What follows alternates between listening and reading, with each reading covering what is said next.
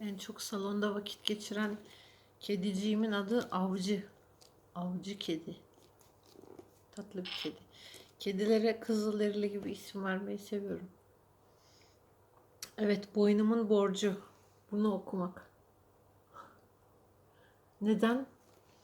Şimdi kurtlarla koşan kadınları okuyorum. Aslında bunu okuyorum da hani sesli kitap olarak başladım.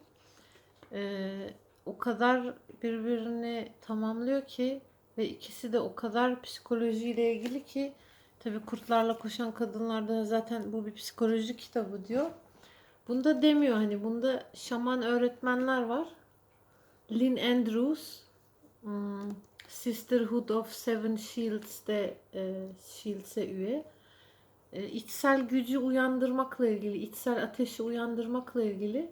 Fakat tamamıyla psikoloji, şamanizm değil, ritüel değil, tamamen kadının zihni tarafından ele geçirilişi, zihnin yarattığı korkular, engeller şeklinde karşımıza çıkıyor. İki şaman kadının bu engelleriyle uğraşıyor. Yani nevrotikliğiyle uğraşıyor tamamen. Diyor ki içsel gücüne ulaşamazsın bu şekilde. Korku içindesin ve korku sadece zihinde. Şamanik yolculukla böyle masalsı bir şekilde tamamen psikolojik sağlığı ele alıyor. Çeşitli işte şamanlar zaten hep şey diyordu. Yani günümüzün çağdaş şamanları, herhangi bir folklor ve etnik her şeyden arındırılmış şamanlar hep şey diyor. Zamanında şamanlardı psikologlar ve psikiyatristler ve bu kitap ve bu kadının diğer kitabı da benim için bunun kanıtı gibi bir şey yani. Kanıt belki çok güçlü bir kelime ama yani şaşırtıcı derecede e, güzel terapiler yapıyorlar kadına. Yani psikolojik terapiler yapıyorlar. İnanılmaz. The Woman of Wyrrd. The Arousal of the Inner Fire. Evet.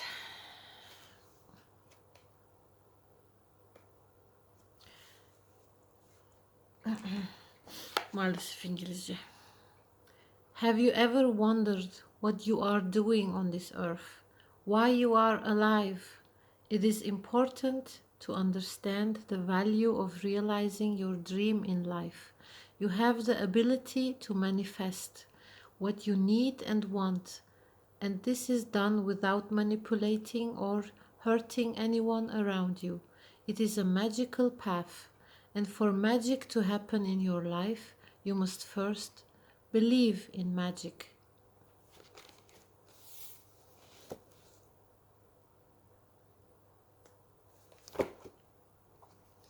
From the best-selling author of Medicine Woman comes this dazzling spiritual adventure into medieval dreamtime. More than 1 million readers have followed Lynn Andrews on her journeys into the sacred mysteries of the Sisterhood of the Shields, but this may be her most startling chronicle yet. Guided by Agnes Whistling Elk into a world of power and magic, Lynn enters the sacred dream time and emerges as young Catherine in medieval England. There she encounters grandmother, the woman of Wyrrd. Wyrrd being the ancient Anglo-Saxon tradition of power and magic, who becomes her teacher. It was made clear to me, Andrews writes, that this extraordinary woman would teach me how to take my ordinary life and build it into an extraordinary one, full of power, goodness, adventure, and love. Very few of the details were given to me as yet, but Agnes said that we were part of an ancient and powerful magic. There were great secrets of wisdom at that time that far exceed what we know now. These secrets have been preserved throughout civilization. They were disguised and hidden in the mountains, in rocks, in the sky, in the sacred waters of the earth. I was told that when the time was right, certain people would be chosen to discover these ancient teachings and bring them to the people. Agnes told me that I was one of those people, and now I bring those teachings to you, so your life may transform into an extraordinary one as well. In this dramatic narrative that moves deftly between the present and the dreamtime past, Andrews recounts Catherine's introduction into the secrets of the sisterhood. She learns the secrets of how to work with the powerful energies of Mother Earth, how to restore feminine power, how to experience love at the highest level of ecstasy, and how to tap into a life without fear. Lynn Andrews is the best-selling author of the workbook Teachings Around the Sacred Wheel, Medicine Woman, Jaguar Woman, Star Woman, and Wind Horse Woman, among others.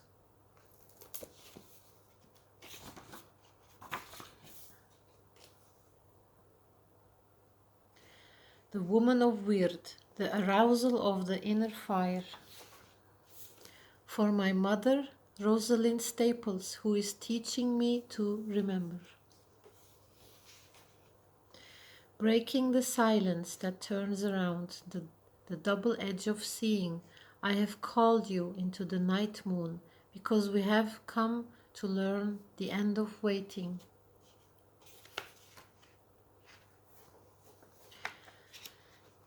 This is a true story. Some of the names and the places in this book have been changed to protect the privacy of those involved.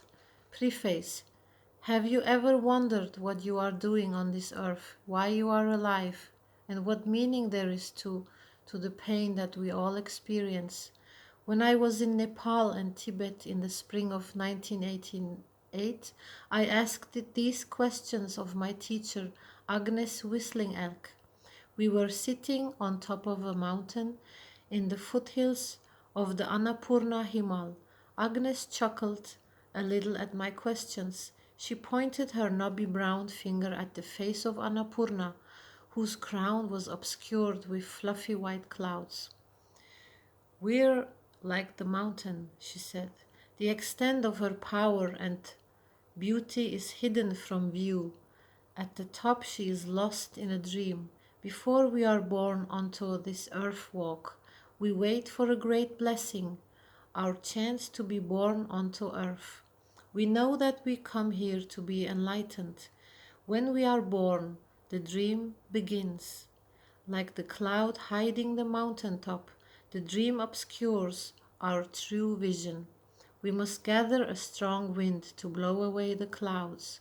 Then we can see, truly see, the whole of our being, the silent mountain that we are. That is what life is all about, waking up from the dream. We have come here to become enlightened, yet it is the one thing that we are most afraid of. To be initiated is to have the veils of ignorance torn away. That is what our work together is about. For you to be initiated into our circle, the Sisterhood of the Shields, one of our members must first pass on to the other side. There was a great woman, the old, wise one among us, who held great power and had memorized all the old ways. She chose her death so that you could become initiated. Old Annapurna is not unlike our friend and sister who made this choice. She was magnificent in her white shields of serenity. She taught me about the balance of vulnerability and power one needs to become an enlightened being. She was a confuser of the clouds and could move through the air like a beam of light. She was our prime mover for a long time. What was her name? I asked. She has asked to reveal her name and her teachings to you herself, Agnes said, watching me with her head cocked to one side like a crow. But how can that be? I asked. On our journey into Tibet, if you pass the initiation, you will be able to answer your own question, Agnes said. Getting up from the flat brown stone we had been sitting on. No amount of questioning got me an answer. I had to find it myself. When I found the valley of Lokthang in Tibet, I discovered a place of dreaming where information is exchanged in very unusual ways, ways that I had experienced before, particularly in Australia, in what is called the sacred dream time. It was made clear to me that this extraordinary woman would teach me about a life that we had shared together a long time ago. Through the experience of this life together, she would instruct me again as she once had as my teacher. Very few of the details were given to me as yet, but I understood that we were part of an ancient and powerful magic, the way of Wyrrd, whose great secrets far exceed what we know now. These secrets have been preserved down through civilization. They have been disguised and hidden in the mountains, in rocks, in the sky, in the sacred waters of the earth. I was told that when the time was right, certain people would be chosen to recover these ancient teachings and bring them to light. My teacher in that life of so long ago would be my guide in the way of Wyrrd. My next journey would be with this wise old woman. As grandmother, she would help me to understand, through our experiences together, how each of us carries a spirit shield that can be imprinted with knowledge from one lifetime to another. In writing about my experiences with the woman of Wyrrd, I was again faced with a problem of language and translation that I have always struggled with in my books. Many books have been artfully written using the English of long ago throughout. However, I came to a decision with the sisterhood that because the aspects of Wyrrd, the study of power and magic in an ancient Europe, that I was attempting to explain were already so remote and unusual, I should use language as clear and familiar as possible. There are times when that decision may diminish the reader's experience of ancient England. But this is a book of magical teachings, not an anthropological study. Though I would have been very proud to have discovered a way to express the lush intricacies of those ancient words and terms with the subtlety of the powers of Wyrrd that grandmother imparted to me. In spirit, respect, and love for the woman of Wyrrd. Lynn Andrews. Chapter 1, Finding a Distant Reality.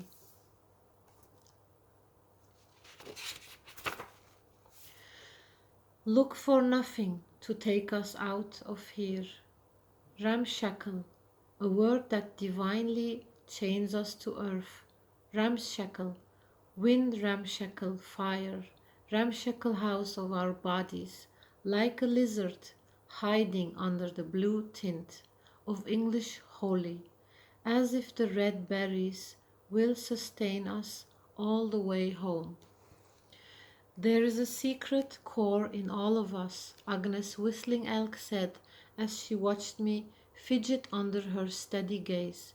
She had instructed me to come and discuss the next phase of our journey together.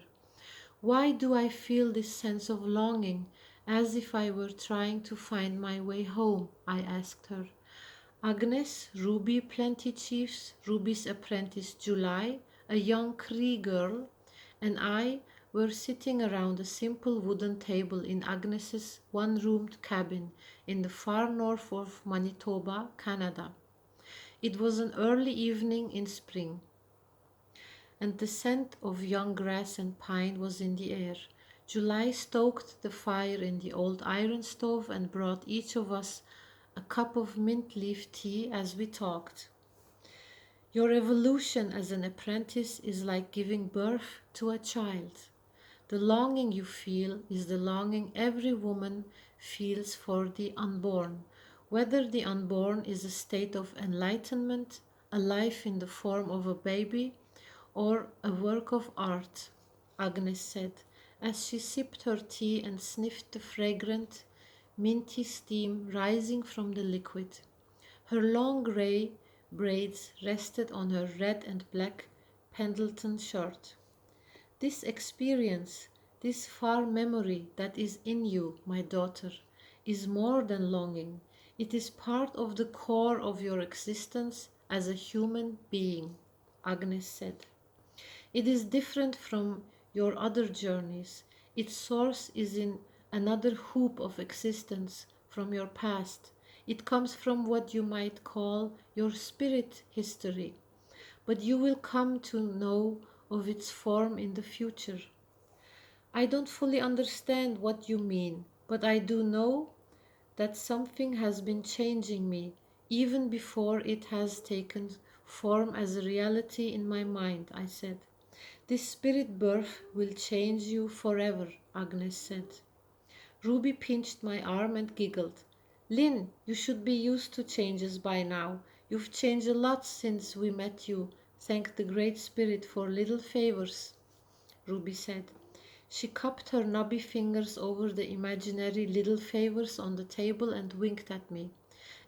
An eerie, silvery light reflected off her blind eyes, making me fidget even more. Thanks, Ruby. You're always a big help, I said as everyone laughed at my discomfort. Finally, I laughed too, as Crow, with perfect timing, hopped onto the windowsill above the sink and pecked rhythmically on the window, seeming to applaud Ruby's teasing. Agnes tilted her head from side to side, imitating Crow. This was a game they often played. Crow would finally ruffle his wings, hop up and down, and caw madly to be let in for a morsel of food. This time July opened the window and offered the huge bird some crusts of bread Agnes had been saving for him. Crow coughed loudly in Agnes's direction and flew off with his prize gripped firmly in his beak. Agnes continued, When we were in Nepal last year, I told you something very important. I told you that a great sister of ours had chosen her death so that you could be initiated into the sisterhood of the shields. I remember I asked about this woman, what her name was, and why she had done such a thing, and you left me hanging, I said a little impatiently. Not exactly hanging, Ruby said, smiling to herself, but now that you mention it, I told you that our sister, the woman who had been our great prime mover for a very long time, wanted to tell you herself, Agnes said, ignoring Ruby. How is that possible, Agnes? She will come to you in the dream time, Agnes answered. But when, before I arrived here in my dreaming in Los Angeles, I felt as if she were often knocking on some invisible door inside me, as if the veils of consciousness would not part and let me see her. I'm so frustrated. Agnes looked at me a long time. She turned her head a little sideways and scanned me mostly through her left eye. Finally she heaved a big sigh. You are too much of the world, she said. Your teaching work in Los Angeles and New Mexico has brought you too much into contact with other people. But you're the one who said you must live in the big cities of the world. Where do you think healing is needed? Certainly not here in the wilderness. You must let the eagles fly and take what you have learned about the ancient way of woman and teach your people. You put me into the world, Agnes. All I wanted to do was stay here with you, I said. Tears of frustration welled up in my eyes. It is true, little wolf. We have given you quite a difficult task. Agnes laid her hand over mine. Its difficulty is why we in the sisterhood must remain so hidden and secret, to be able to dream, to work on other levels daily, to help balance the energies of Mother Earth. We must never leave our center. Agnes patted the area over her navel. It requires an extraordinary effort to maintain this shaman stance. If any of us got involved in politics, in public discussions, in the everyday needs of human personality, we could never sustain the power and centeredness we need to continue our work. To be known would be to lose our power. That is the truth of it. Higher wisdom has always been held in secret to protect it for those who are prepared for it. When light shines, the darkness encroaches on the edges of brilliance to define it and give the light an even truer definition, Agnes said. Then she will really come? Oh, yes, but because of the intensity of your life, we will need to help you a little, Agnes said, running her long, dark fingers over a red-tailed hawk feather that lay on the table. How do you mean? Her tone made me nervous. Because we have asked so much of you in the world, we are going to help you relax so you can dream more easily, Agnes said, touching my shoulder. She means you're a nervous wreck, Ruby leaned over and hissed in my ear. You're probably right, Ruby, but you don't have to be mean, I said, teasing her by pretending to be annoyed. We will build you a special lodge just for your dreaming, Agnes told me, ignoring Ruby again. Isn't there a dream lodge used in traditional Indian ceremonies? I asked. Sometimes, but this one will be different, and its energy will be different. This dream lodge will be for you to dream in, and just for you and this specific purpose. It will help you to remember your spirit history, Agnes said. You have told me before to leave the past behind and not dwell on it, to eradicate any thoughts about my history. Why now are you asking me to do this? This is not your history in this lifetime or even in recent lifetimes, my daughter. This has to do with the ancient teachings that you are learning now. It is important to see the many faces of your God. The Great Spirit has manifested light on Mother Earth in many ways and at many times throughout history. It is important for you to experience the depth of what that means. There is a key to all that I say to you. Perhaps you will discover that key. Agnes drained her teacup and abruptly got up and left the cabin. I got up to follow her, but Ruby grabbed my arm and pulled me down.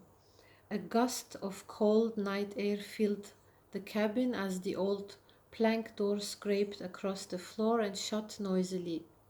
What are you doing? I asked Ruby, who still held my sleeve in her fist. I wanted to catch up with Agnes and continue our conversation. Impatience, little wolf. When will you learn? But I want to ask Agnes something. You're too far away, Ruby said, shaking her head. Her long grey braids brushed back and forth over her navy blue shawl. Well, I can't get my chair any closer to you, Ruby. I don't mean your chair. You are far away from this moment we are sharing. I stared at her.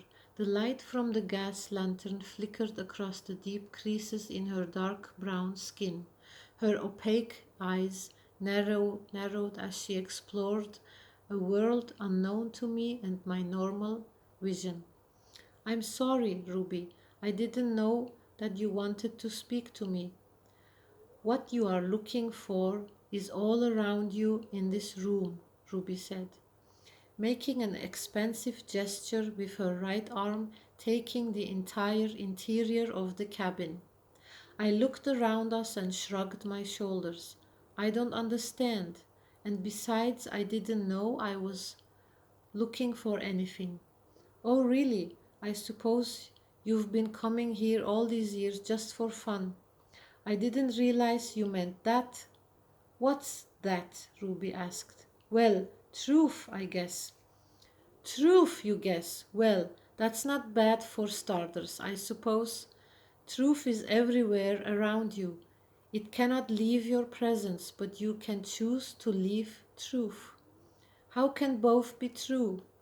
It's a matter of awareness, isn't it? Ruby asked. You mean you can choose not to be aware?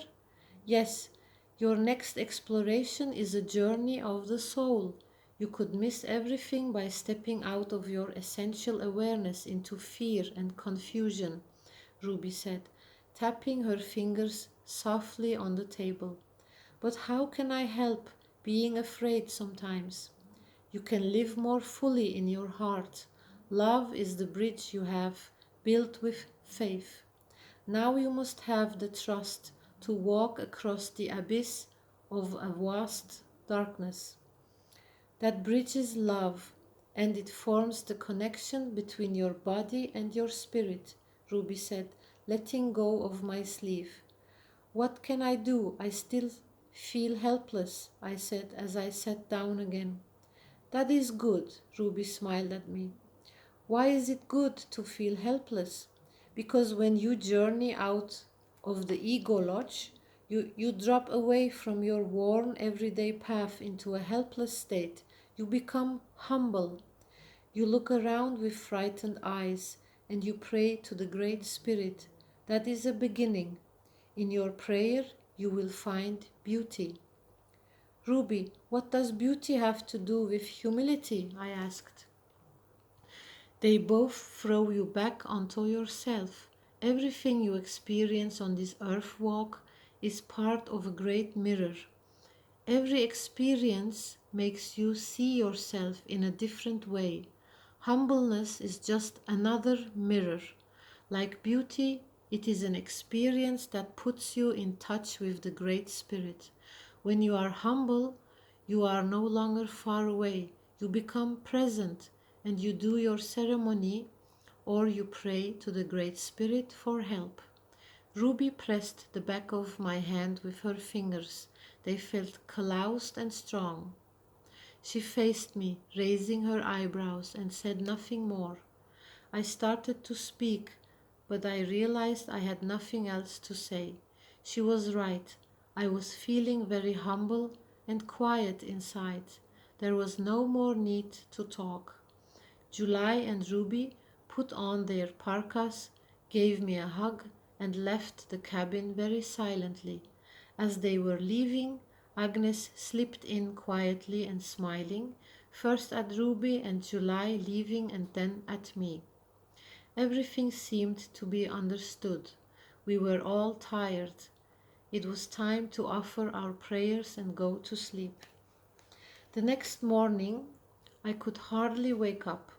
I first awoke with the dawn, only to sense Agnes leaving the cabin.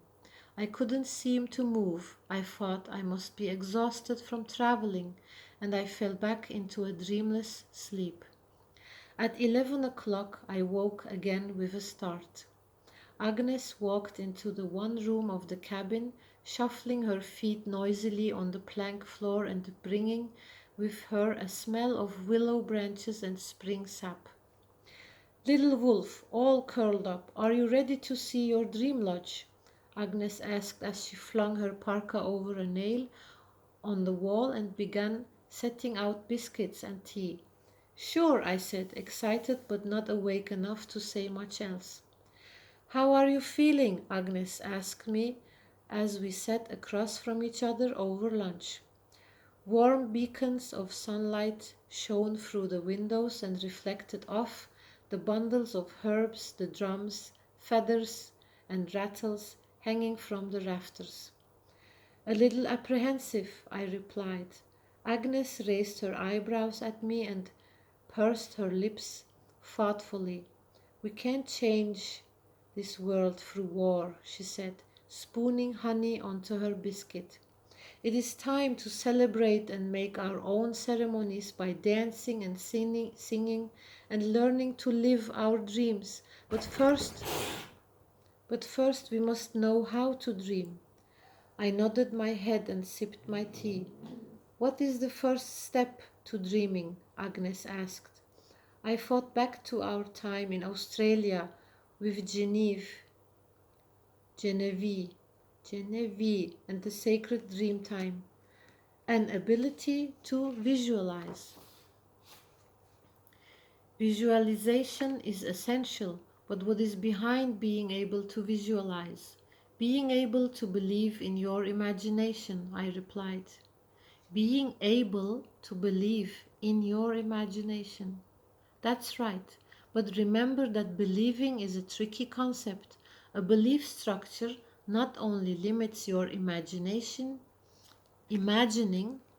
but also limits your entire consciousness.